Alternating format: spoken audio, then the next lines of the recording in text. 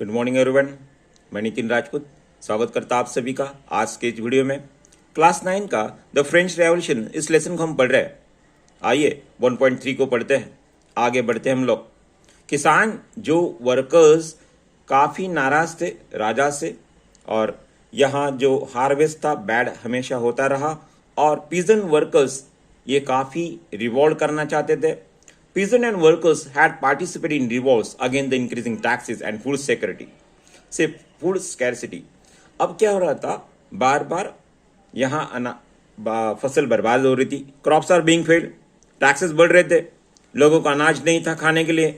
But the lack of means program to carry out the full scale measurement that would bring about a change in society in social economic changes. देखो, किसान और workers राजा के खिलाफ आवाज उठाना चाहते हैं, लेकिन प्रॉब्लम क्या है, सोसाइटी के अंदर इन किसानों को, वर्कर्स को एक तरह से गाइड करने वाला एक ऐसा ग्रुप नहीं था या ऐसे लोग नहीं थे कि जो उनको एक दिशा दे और अपने रिवॉल्ट को कंप्लीट करे। So they wanted to do the movement, peasants want to do movement, workers want to do movement, लेकिन उनके पास में कोई सही तरीके का गाइडेंस नहीं था। This lapped those group within the third state who became prosperous and had access to education. Now, workers peasant जो रिवॉल्ट करना चाहते हैं, इन लोगों को मोटिवेट करना, इन लोगों को गाइड करने का काम अब थर्ड स्टेट के जो प्रॉस्परस पीपल थे, जो वेल्दी पीपल थे और जो एजुकेटेड लोग थे, जिनके पास में न्यू आइडियाज थे, ऐसे लोगों के ऊपर ये रिस्पॉन्सिबिलिटी आ जाती हैं। किसानों को, वर्कर्स को मोटिवेट करना, गाइड करना, मूवमेंट्स अच्छे से रिवॉल्व करना, इसके लिए थर्ड स्टेट के लोग, जो एजुकेटेड लोग थे, वेल्दी लोग थे, अब वो गाइड कर रहे हैं। आइए नेक्स्ट पैरा पढ़ते हैं। 18th सेंचुरी की हम बात कर रहे हैं। 18th सेंचुरी में फ्रांस के अंदर मोनार्ची थी। In 18th century that was the witness of emergence of social group that is called as term as middle class. 18th century में जो सोशल ग्रुप थे थर्ड स्टेट में, अब मिडिल क्लास में कन्वर्ट होते जा रहे थे। पीपल हैव द वेल्थ, लोगों के पास में पैसा आ रहा था, लोग ओवरसीज फॉरेन कंट्रीज से अपना व्यापार कर रहे थे, मैन्युफैक्चरिंग गुड्स कर रहे थे, वुलन सिल्क टेक्सटाइल का गुड्स का मैन्युफैक्चरिंग करके वे एक्सपोर्ट कर रहे थे, और they became the richer member of the society. What happened in 18th century, some of the group of middle class people, they do the trade with the foreign countries, they do the trade of woolen and silk textile, they got a rich became just because of their export.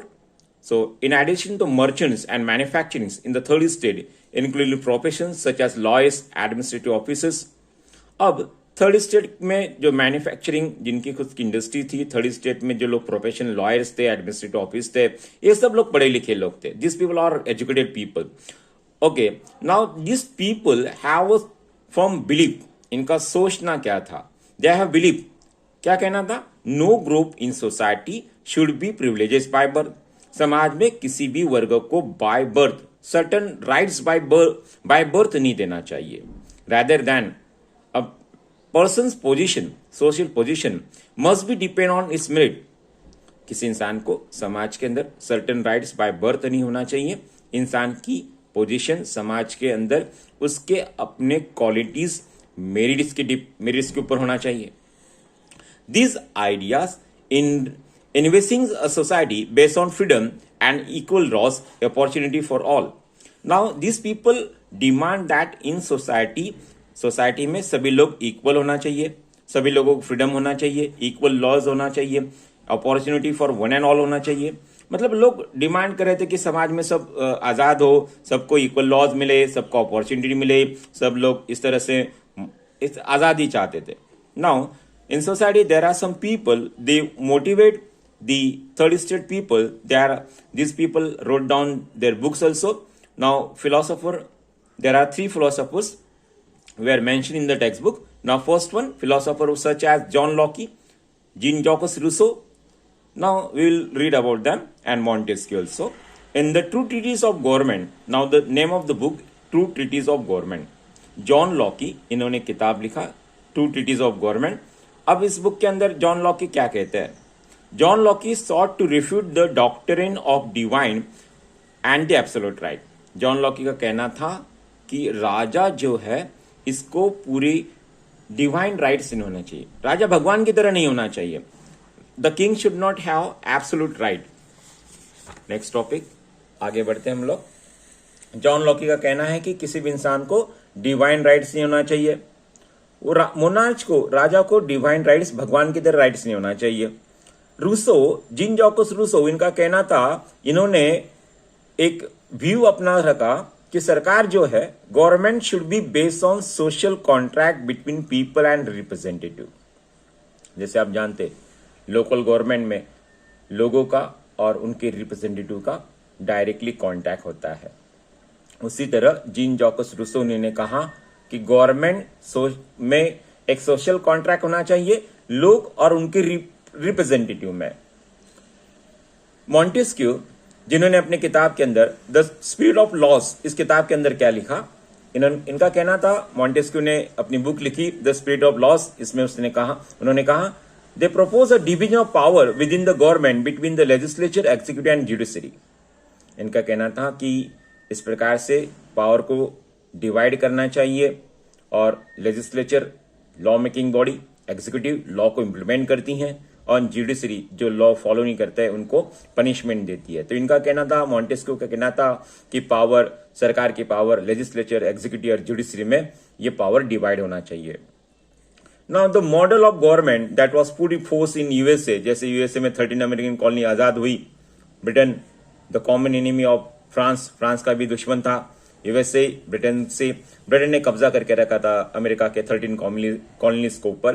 तो ये 13 American colony जब आजाद हुई तो 13 American colonies में ये सारे rules legislature, executive और judiciary को इंप्लीमेंट किया गया था और वहां के जितने भी सिटीजन्स थे सभी को इंडिविजुअल राइट्स दिया गया और पॉलिटिकल थिंकर्स जो फ्रांस के थे इनके विचार भी अब वहां पे मोटिवेट हुए। Now this from this topic we come to know that there are some philosophers, the three philosophers Montesquieu, Rousseau and John Locke.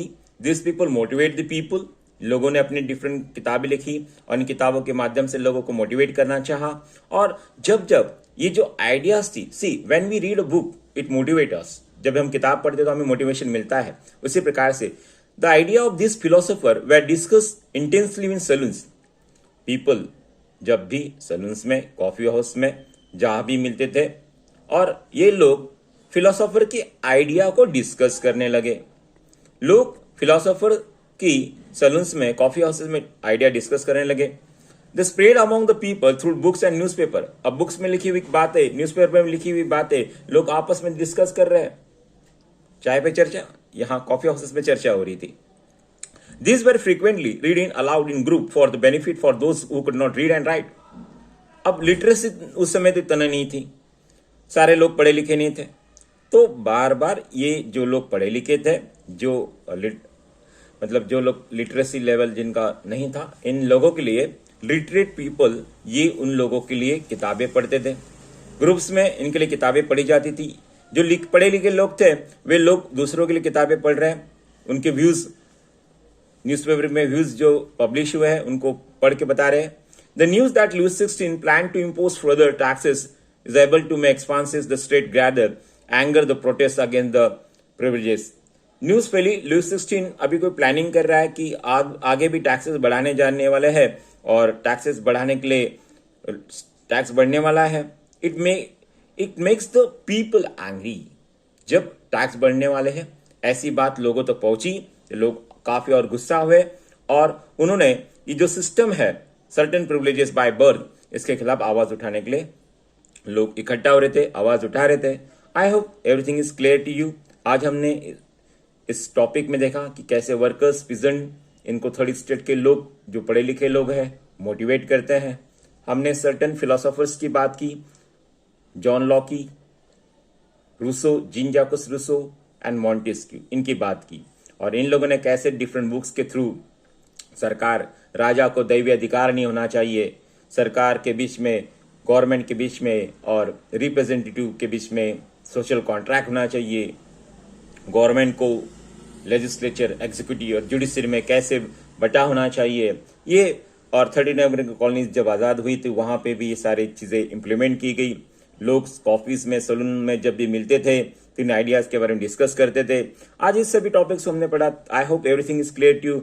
आप अगर मेरा ये वीडियो आपको पसंद आए तो दोस्तों में शेयर कीजिए, लाइक कीजिए और ऐसे वीडियो बनाने के लिए कमेंट बॉक्स में जरूर कोई ना कोई कमेंट लिखिए। I hope.